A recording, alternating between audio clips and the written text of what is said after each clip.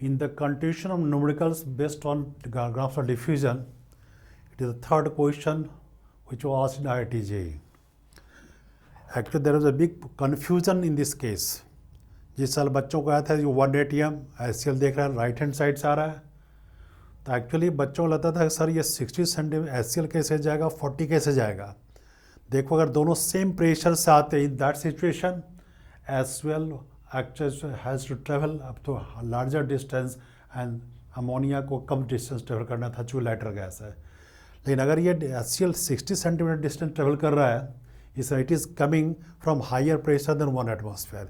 In this case, ammonia is coming from 1 atmosphere and HCl, it is unknown to us.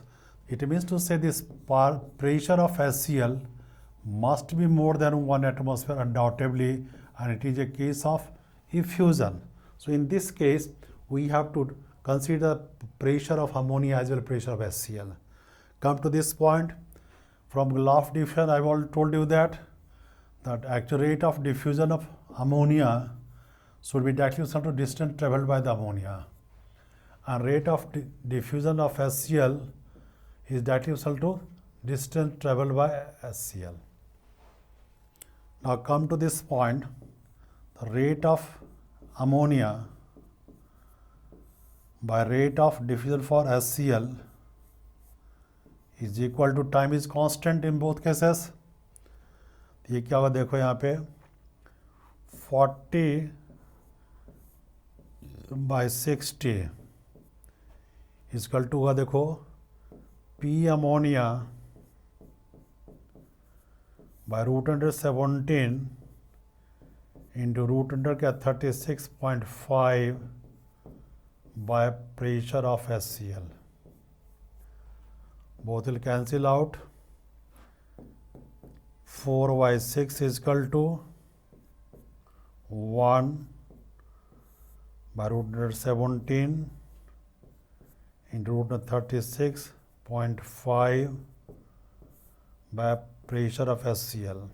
After calculation, you will get pressure of HCl from which HCl is coming out 2.198 atmosphere. Now it is quite clear from here the HCl is coming from higher pressure. Both will come at the same pressure or negligible pressure difference, then it will be a case of diffusion होता है. ऐसे case में क्या होता है, HCl अधिक कम distance travel की होती, अमोनिया ज़्यादा किया होता. लेकिन इस केस में क्या रहा है, HCl के प्रेशर अननोन है, एरिया ऑफ क्रॉस सेक्शन दोनों कांस्टेंट है, उसके अंदर इसको एक्चुअल डिफ्यूज कर भेजा जा रहा है. Ammonia is coming from 1 atmosphere and HCl, the pressure of HCl is unknown to us. It has to be decided by our calculation here.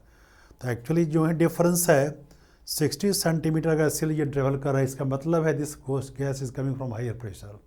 तो actually HCl will be forced to actually travel up to larger distance within the same tube because it is coming from higher pressure.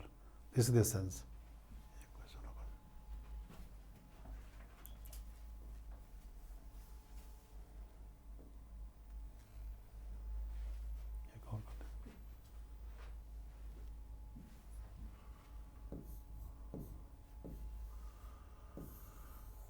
The fourth question, just imagine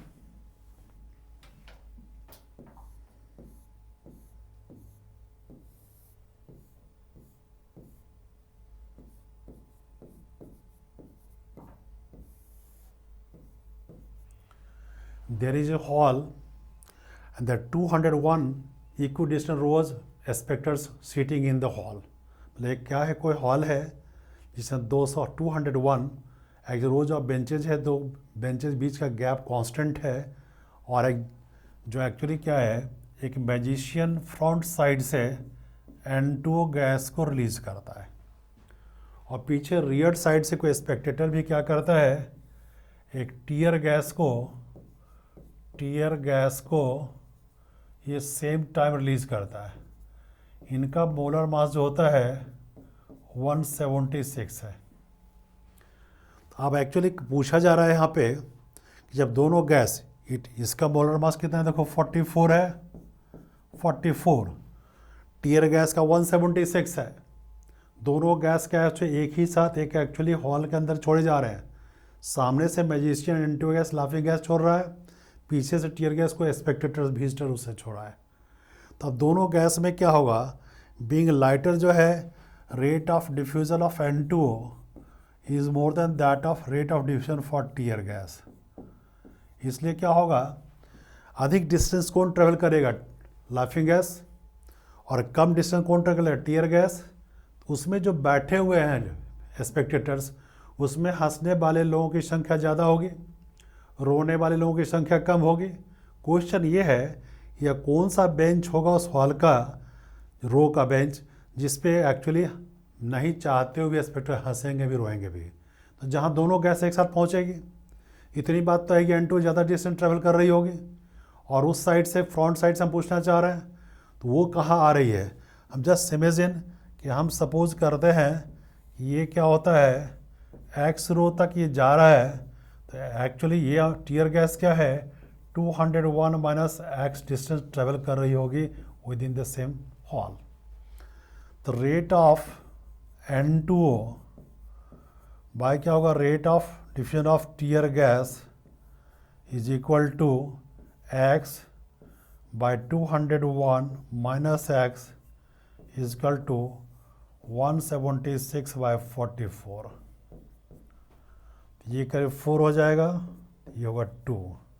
तो x by 201 minus x is equal to 2, इसलिए क्या होगा देखो यहाँ पे 402 minus 2x is equal to x।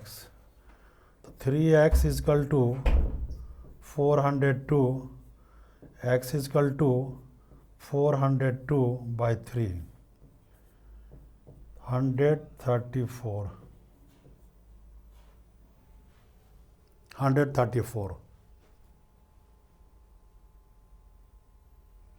मतलब front side से 134th number जो रो स्पेक्टेटर्स हैं बैठे हुए, वहाँ पे दोनों गैस एक साथ पहुँचेंगे डिफ्यूज़ करके। इसे नहीं चाहते उस रो बेंचेस पे जो बैठे होंगे स्पेक्टेटर्स, एक्चुअली वो हंसेंगे भी रोएंगे भी simultaneously. So lot of such questions. इसलिए एक बार क्वेश्चन था, एक क्लासरूम है, उसमें टीचर सामने से लाफिंग गैस छोड़ते हैं, पीछे से स्टूडेंट भी छोड़ता है टीयर गैस, और 13 इक्विडिस्टेंट रोज ऑफ बेंचेस लगे हुए हैं। तो पूछता है कौन सा एक्चुअल रोज बेंच पर स्टूडेंट बैठा होगा जो नहीं चाहते हुए ये साइमल्टेनियसली हंसेगा रोएगा।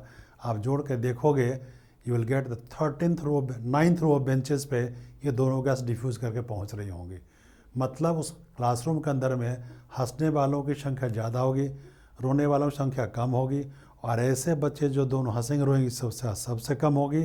और वो कहाँ पे होगा, तो 9th रोज ऑफ बेंचेस पे ही जाके होगा। Thank you very much. In my next class, try to give the comments and subscribe the box. We have actually mentioned our mobile numbers, so you can contact us and you can give your comments in our boxes too. Thank you.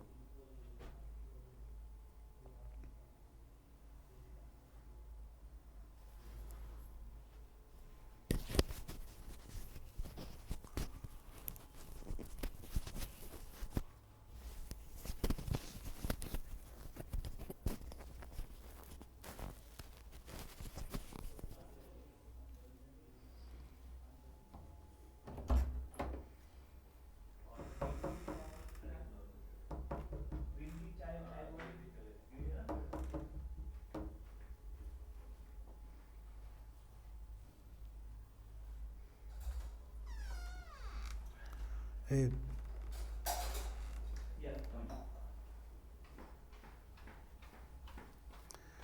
ये पूरा हो गया, कैसा पूरा?